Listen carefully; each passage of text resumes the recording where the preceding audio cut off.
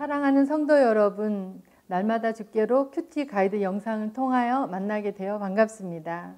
본문 말씀을 통하여 코로나 바이러스로 인한 혼란과 갈등과 힘겨움 속에 살아가고 있는 성도님들에게 하나님께서 부어주시는 다양한 모습으로 회복의 풍성한 은혜로 채워지는 소중한 시간이 될 수 있기를 바랍니다.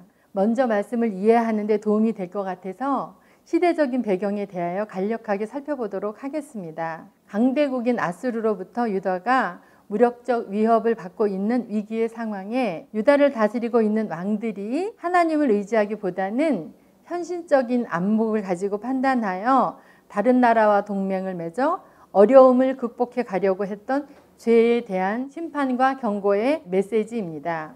결국 그들은 이사야의 예언대로 그들이 의지하였던 강대국 바벨론으로부터 포로가 되었고 예루살렘은 함락되고 파괴되며 약탈당하게 됩니다. 지도자들은 죽임을 당하고 백성들은 바벨론 포로가 되어 끌려가게 됩니다. 70년이라는 긴 시간 동안 철저한 포로의 생활을 해야 했습니다. 육체적인 고통과 박해를 받으며 삶을 살아갈 수밖에 없었습니다. 그러나 하나님의 전적인 주권적 사랑으로 말미암아 소망을 통하여 위로하시고 회복을 통한 약속을 말씀해 주시지요. 그리고 이러한 회복은 하나님의 백성에게 새로운 생명을 주시고 사명을 부여하여 믿음으로 살아가도록 하기 위함이었습니다. 자, 그러면 날마다 주께로 큐티 책은 다 펴고 계시지요? 오늘 본문의 말씀인 이사야 44장 21절에서 28절까지 우리 성도님들이 3번 정도 읽으면 본문의 뜻을 이해하고 큐티의 내용을 살펴보는데 도움이 될 것입니다. 오늘 말씀의 제목은 황폐한 땅에 부은 회복의 은혜입니다. 그러면 내용 관찰에 들어가도록 하겠습니다. 첫 번째, 이스라엘 백성이 기억해야 할 것은 무엇입니까?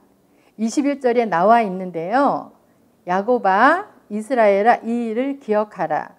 이 일을 기억하라고 합니다. 성도님들, 그러면 이 일은 무엇을 말하고 있는 것일까요? 21절 말씀 이전에 올라가 살펴보니 우상 숭배에 대한 이야기가 나오고 있습니다. 우상을 만드는 자, 신상을 만들며 무익한 우상을 부어 만드는 자, 이 시대의 우상들은 주로 사람들의 손에 의해서 만들어진 것이지요. 그들은 만들어진 우상 앞에 부복하며 그것에 기도하며 이르기를 너는 나의 신이니 나를 구원하라 하는도다. 이스라엘 백성들이 알지도 못하고 깨닫지도 못함은 그 눈이 가리워져서 보지 못하며 그 마음이 어두워져서 깨닫지 못함이라 18절에 기록되어 있습니다. 영적으로 어두워진 이스라엘 백성들의 눈이 가리워져서 어리석게 행하여 우상을 섬기고 있는 모습입니다. 하나님께서 모세에게 주신 10계명 중 제1계명은 너는 나 외에 다른 신들을 내게 있게 말지니라 입니다. 그러나 하나님의 선택된 이스라엘 백성들은 하나님의 계명을 저버리고 우상을 섬겨 죄를 짓게 된 것입니다.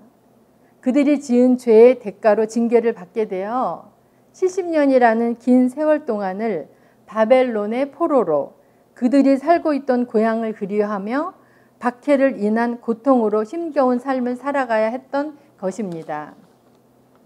그러면 우리들의 모습은 어떨까요? 이스라엘 백성들보다 더 괜찮다고 생각하고 계십니까? 요즘 수요 어머니 기도회 시간에 팀 켈러 목사님의 내가 만든 신에 대해서 시리즈로 말씀을 전하고 있는데 유익한 시간을 보내고 있습니다. 팀 켈러 목사님의 내가 만든 신에는 평생 소원, 사랑, 돈, 성취, 권력, 문화와 종교가 현대를 살아가고 있는 우리들을 유혹하고 시험에 들게 하는 힘을 가지고 있는 우상들이라고 하는 것입니다. 저와 함께 큐티를 하고 있는 성도 여러분들은 가만히 생각해 보시기 바랍니다. 과연 내가 만든 신이나 우상이 있는지에 대해서, 그리고 그것은 무서운 죄이며 죄의 대가를 통하여 이스라엘 백성들이 겪었던 엄청난 고통과 슬픔과 아픔과 힘겨움들이 우리들에게도 반드시 찾아올 수 있다는 것을 꼭 기억하시기 바랍니다. 그러면 두 번째입니다. 이스라엘의 죄를 어떻게 없이 하셨습니까? 22절에는 이렇게 기록되어 있습니다. 내가 내 허물을 빽빽한 구름같이 내 죄를 안개같이 없이 하였으니 너는 내게로 돌아오라. 내가 너를 구속하였음이니라. 하나님께서는 이스라엘 백성들이 회개하기도 전에 이미 용서를 결정하셨음을 보여주심으로써 이스라엘 백성들을 기꺼이 회복시키려는 계획을 가지고 있음을 알 수 있습니다. 하나님께서는 이스라엘 백성들을 이미 용서하셨고 그들의 죄를 제거하셨다고 하셨습니다. 이스라엘은 오직 여호와께로 돌아오기만 하면 된다고 하는 것입니다. 그분은 우리를 지으신 분이고 우리는 그분의 종이기 때문이라고 하는 것입니다. 하나님은 결코 선택하신 이스라엘 백성들을 잊을 수 없었고 하나님의 주권적인 사랑으로 허물과 죄로부터 용서하셔서 다시 하나님의 백성이 되어 믿음으로 살아갈 수 있도록 놀라운 은총을 베풀어 주셨습니다. 우리들은 참 나약하고 연약한 존재들입니다. 죄를 안 지으면서 살아갈 수 있는 사람은 이 세상에 한 사람도 없습니다. 우리들이 이렇게 살아갈 수 있는 것 자체가 오직 전적인 하나님의 은혜이며 축복이며 사랑임을 고백하게 됩니다. 우리는 우리에게 사죄의 은총을 베풀어 주신 하나님께 감사하며 큰 믿음으로 하나님의 기쁨이 되어 더 성숙한 신앙 인격을 가지고 감사하며 살아가야 하지 않을까 생각합니다. 자, 세 번째입니다. 하나님께서 예루살렘의 회복에 대해서 어떻게 약속하십니까? 26절 말씀입니다. 내 종의 말을 응하게 하며 내 사자의 모략을 성취하게 하며.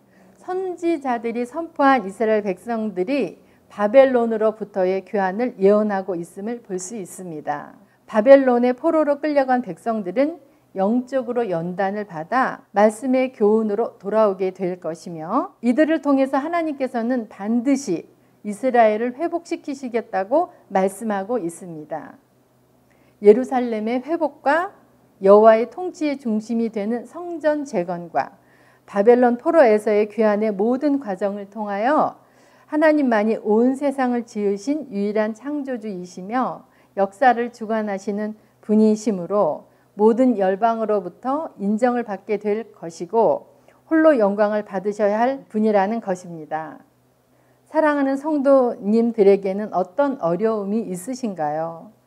성도님들 각자에게 다른 모습의 어려움이 있으리라 짐작되어집니다. 건강의 문제, 자녀, 또 관계, 그 밖의 삶의 다양한 문제들이 있을 때 황폐했던 이스라엘 백성들에게 허락되었던 회복의 역사와 같이 우리들에게 있는 문제 해결의 역사가 전적인 하나님의 사랑으로 베풀어 주신 은혜를 통하여 이루어 주시리라 믿습니다. 사랑하는 성도 여러분, 큐티는 말씀 적용이 가장 중요합니다. 오늘을 살아가실 때에 각자의 믿음의 분량대로 오늘 말씀을 통하여 성령님께서 조명하여 주신 말씀을 붙들고 그 말씀을 꼭 실천해 보시면 하나님께서 기뻐하지 않으실까요? 말씀을 통하여 하나님의 전신갑주를 입으셨나요? 주님의 용감한 군사로 준비되셨지요?